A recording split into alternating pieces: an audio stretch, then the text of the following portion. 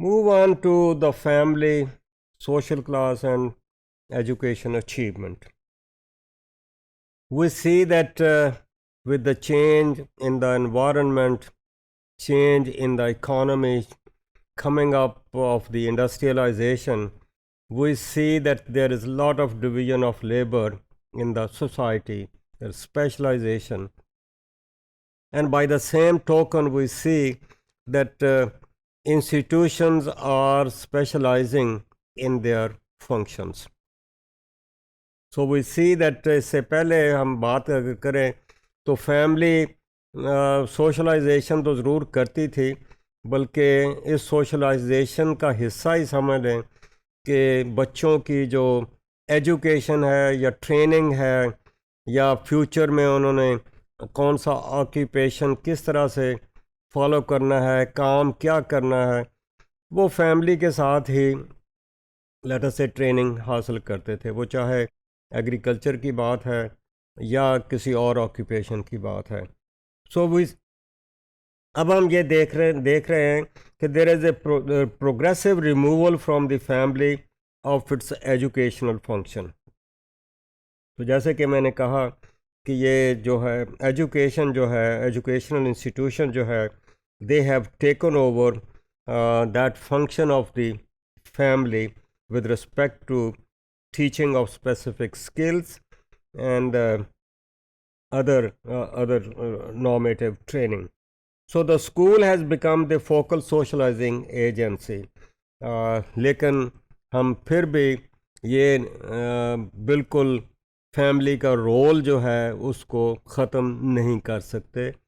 वो इसलिए भी कि ये जो बच्चा है वो पहले जो लट से 5 साल 4 5 6 साल जो है वो तो है ही फैमिली में। स्कूल में तो लेटर से कोई बहुत देर से आते हैं, कोई लेटर से को थोड़ी सी ट्रेनिंग कहीं हो भी सकती है डे केयर सेंटर्स में या कहीं और, लेकिन बेसिकली फैमिली में ही रहते हैं। इसलिए family has a very important role with respect to the inculcation of certain values, certain attitudes, certain aspirations. तो जब स्कूल में बच्चा शुरू भी हो जाता है, जाना शुरू भी होता है, तो भी एक सर्टन नंबर ऑफ आवर्स वो स्कूल में गुजारता है, लेकिन अपनी जो लेट्स से दिन का ज़्यादा हिस्सा जो है वो उसकी फैमिली में ही गुजरता है। So therefore we see that the child is deeply influenced by parental behavior and the attitudes. और इस वजह से हम ये कहते हैं कि फैमिली जो है it has a very strong influence with respect to the response of the child to school, कि वो स्कूल में how does he or she behavior with respect to let's say educational performance. So his interest in positive response and good academic performance ये depend करेगा कि पीछे से क्या है, फैमिली में क्या है।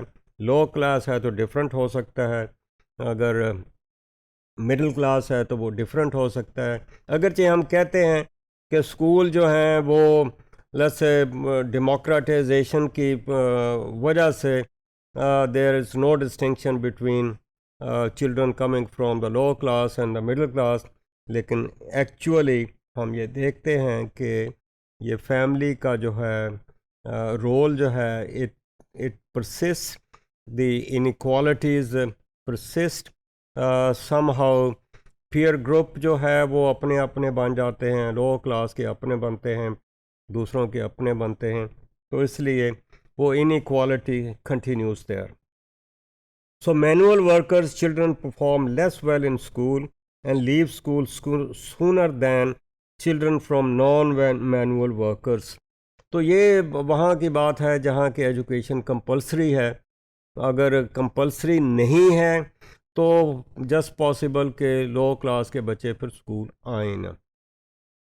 सो इसकी एक्सप्लेनेशन जो दी जाती है कि लो क्लास के बच्चों की परफॉर्मेंस पुअर है या वो जल्दी स्कूल लीव छोड़ जाते हैं, उसकी एक्सप्लेनेशन यही है कि वो एटीट्यूड जो है या एक्सपीरियंसेस जो हैं which they have gotten from their parental, let us say, life, they they matter much more. So what is the precise way in which these different factors interrelate to depress intellectual performance? ये बड़ा मुश्किल कहने की बात है. It's a complex kind of situation. बल्कि बहुत दफ़ा ये ऑपरेशनल डेफिनेशंस में हम फिर उलझ जाते हैं. So child rearing practices, speech and thought patterns, fundamental value orientations, ये वेरिएबल्स हैं. चाइल्ड रेयरिंग प्रैक्टिसेस किस किस्म की हैं,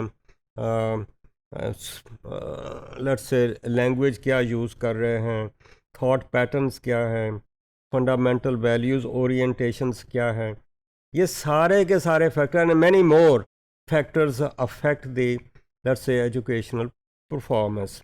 और ये सारे आपस में एक दूसरे से कॉम्प्लेक्स तरीके से मिक्सअप हुए हैं. और and many a times we see that there is a cumulative effect of all these factors.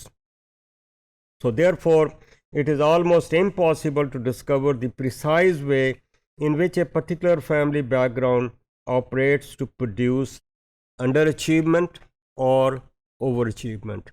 तो ये एक कॉम्प्लेक्स किस्म का वेरिएबल्स का जाल है. उसको हम रिसर्चर्स कोशिश करते हैं कि उसको डिसएंटेंगल करें, लेकिन कहीं हम कामयाब होते हैं, कहीं हम फिर कामयाब नहीं होते, because of the complexity of the let's say intertwined let's say situation of these factors.